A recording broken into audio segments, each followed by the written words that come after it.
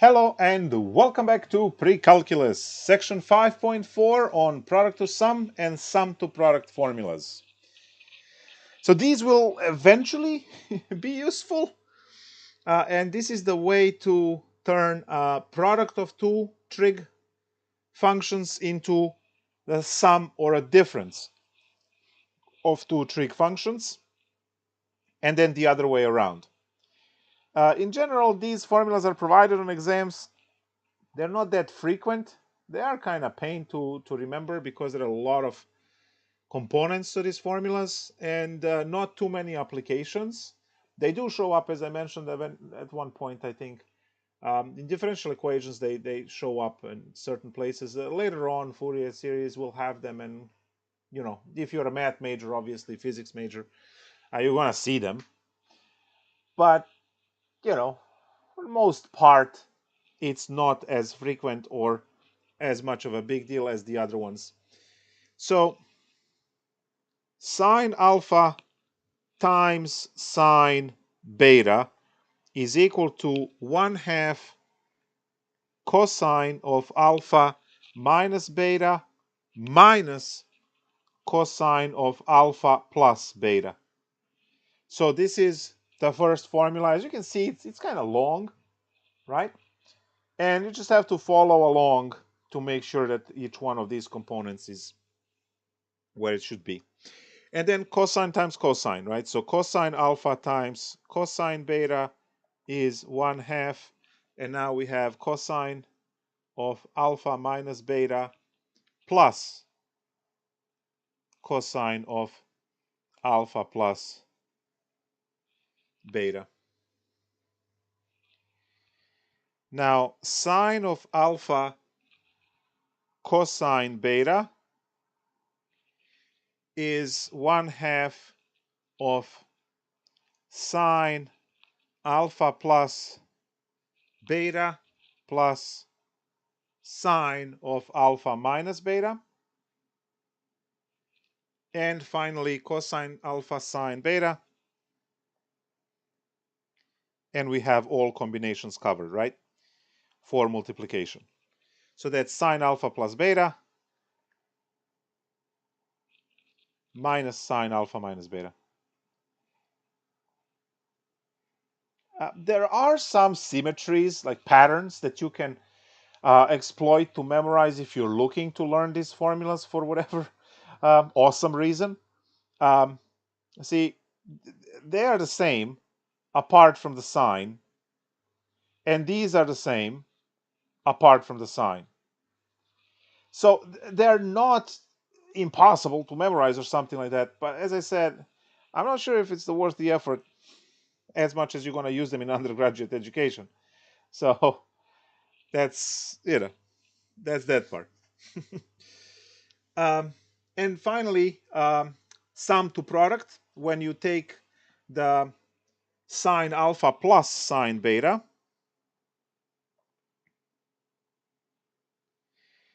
and you get 2 sine of alpha plus beta over 2 cosine of alpha plus beta over 2. Minus alpha minus beta over 2. There we go. Sine alpha minus sine beta is equal to 2 sine alpha minus beta over 2 cosine of alpha plus beta over 2. And we have 2 cosines. So cosine alpha plus cosine beta is 2 cosine alpha plus beta over 2. Cosine alpha beta minus 2. Alpha minus beta over 2. There we go. And finally, cosine alpha minus cosine beta, and we're done.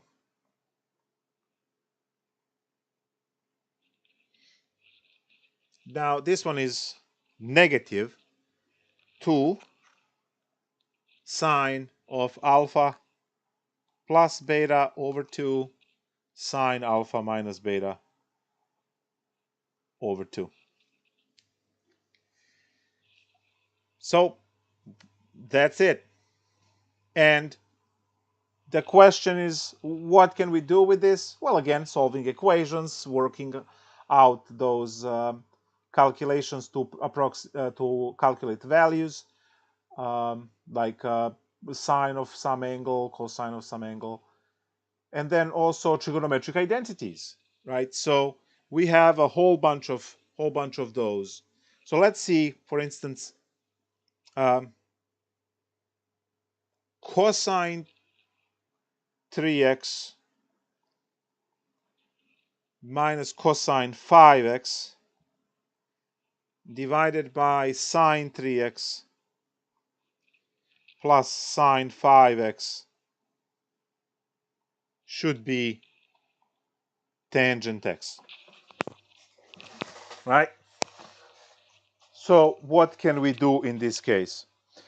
Well, if you carefully look at the identity that you are supposed to prove, you see cosine minus cosine on top. Only one of the 8 formulas is cosine minus cosine. The last one over here, right? And then the bottom one is sine plus sine, which is the top equation here. So we just use those to start. So what do I have? I have negative 2, right? This is the division line. I have negative 2 sine and then alpha and beta. So alpha is 3x and beta is 5x. And I just need to plug them carefully where they go. So negative 2 sine alpha plus beta, well, that's going to be 3x plus 5x over 2. And then sine of alpha minus beta, that's 3x minus 5x over 2. Now, for the top, right, we have sine alpha plus sine beta. So that's going to be 2. And then you have sine alpha plus, so that's going to be 3x plus 5x over 2. And then times the cosine of alpha minus beta, which is 3x minus 5x over 2. And now let's, so all of that should be eventually equal to tangent x. So now, as I said before, right, this becomes a new problem and we focus on solving that. So 2 will cancel 2. We don't have to worry about that. And while you're at it, this also, I mean, the whole thing and the whole thing, they cancel, right? Because they're both sine of 4x, right? They're both sine 4x, so they just cancel. Now let's write it. Let's write it. So this is going to be minus sine of 4x minus sine of negative x divided by sine of 4x cosine of negative x. And that should be tangent x eventually. So now you see that these two signs cancel, and you are left with negative sine of negative x divided by the cosine of negative x, which should be tangent x. Now, we learned the even and odd formulas. So sine x is odd, which means that sine of negative x is negative sine of x, which is how you get negative sine x. And the cosine is even, which means the negative sign just dies, right? The even functions just don't have that, right? So cosine x is even, which means that the cosine of negative x is just cosine x. But the minus signs on top cancel, So you just get sine x over cosine x. And as I said, you can't leave it there. You have to write tangent x equals tangent x, and then you're done. So that was an example of using these formulas. And I just want to go and find one example where we can compute a value or something like that. So identities go straight forward. And okay, perfect. Problem 22, for instance, says compute cosine of pi over 12 minus cosine of 5 pi over 12. Well, you do have options here, right? The option is to realize that pi over 12 is half of pi over 6. So you can use half angle formulas for each cosine to figure them out individually and then subtract them at the end. Or you can use what we learned today, formula cosine minus cosine, and transform this. So cosine minus cosine formula is again the one with the negative 2 in it, right? So this is negative 2 sine. Oh, I didn't write, I don't know if I need to, but let's write it. Alpha is pi over 12, and beta is 5 pi over 12. So when we have now negative 2 sine of alpha plus beta over 2, well, alpha is pi over 12 plus 5 pi over 12 over 2. And then we have times sine of pi over 12 minus 5 pi over 12 over 2. And we just need to work out arithmetic here. We're done, right, with the problem. So negative 2 sine of what? Well, it is pi plus 5 pi. You already have common denominator, so that's a 6 pi over 12 over 2. And over here we have sine of negative 4 pi over 12 over 2. This was not written very well.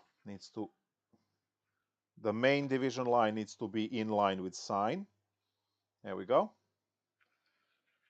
Go away. There we go.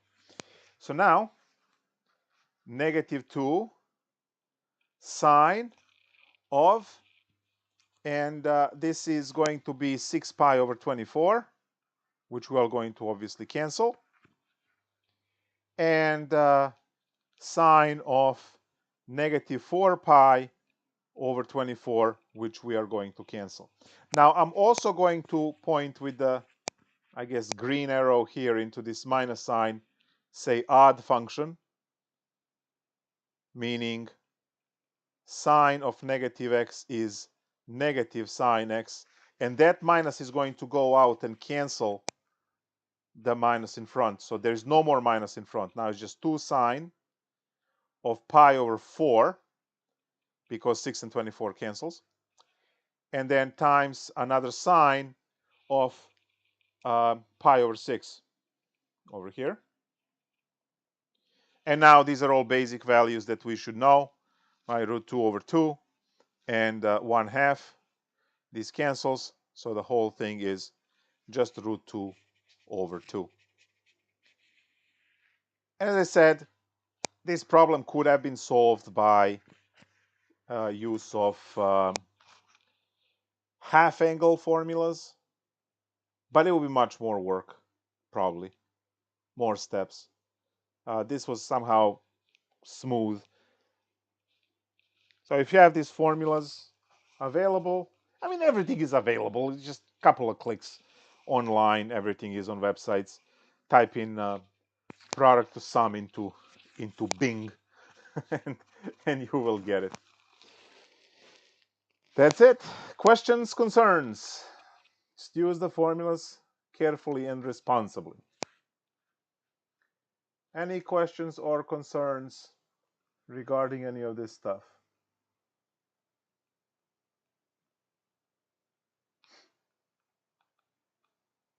I guess too easy, right?